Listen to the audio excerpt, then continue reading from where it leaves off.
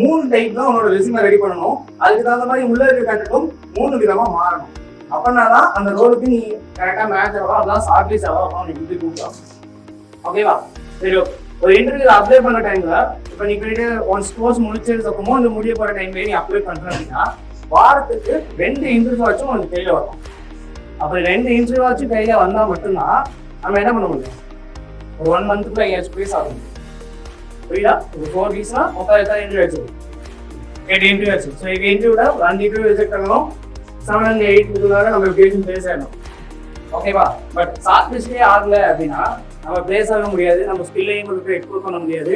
நம்ம பசங்க இந்த டாப்லாம் லாக் ஆகி அப்படி ஸ்டாப் ஆகிடும். புரியுதா? ஃபர்ஸ்ட் இந்த ஓப்பனிங்ஸ் வந்து எப்படி வருது தெரியுமா?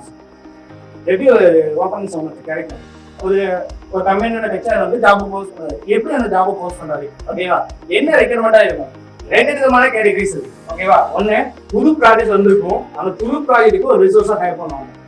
ஓகேவா? இல்லைன்னா ஆல்ரெடி ஒரு ப்ராஜெக்ட் போயிட்டு இருக்கும். அதுல இருந்து ஒரு பர்சன் போயிருப்பாரு. அதை ரீப்ளேஸ் பண்றதுக்காக ஒரு ரெக்யர்மெண்ட் ஓப்பன் ஆகும். புரியுதா? அந்த ஜேடியை ஓப்பன் பண்ணி பார்த்தீங்கனாலே அந்த ஜேடியில டீடைலா இருக்கும். ஓகேவா? உனக்கு என்னென்ன ஸ்கில் செட் போட்டுருக்காங்களோ அந்த ஸ்கில் செட் எல்லாமே உனக்கு இருக்குமா அப்படின்னு பார்த்தா நம்ம நிறைய பேர் பார்ப்போம். அந்த நிறைய ஸ்கில் செட் போட்டுருப்பாங்க. அது ஒரு 10 அவங்ககிட்ட மேட்ச் ஆகும். ஒரு 5 வந்து மேட்ச் ஆகாது. இப்போ அந்த இதை அப்ளை பண்ணாம வந்துடும். கரெக்டா?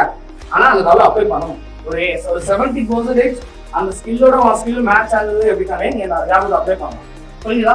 அதே மாதிரி எக்ஸ்பீரியன்ஸ் போட்டுருப்பாங்க. 0 to 1 year எக்ஸ்பீரியன்ஸ் அப்படின்னு போட்டிருப்பாங்க. நம்ம வந்து அங்கதான் என்ன சொல்லுவாங்க? ஏன்னா 1 year எக்ஸ்பீரியன்ஸ் அப்படின்னு போட்டிருப்பாங்க.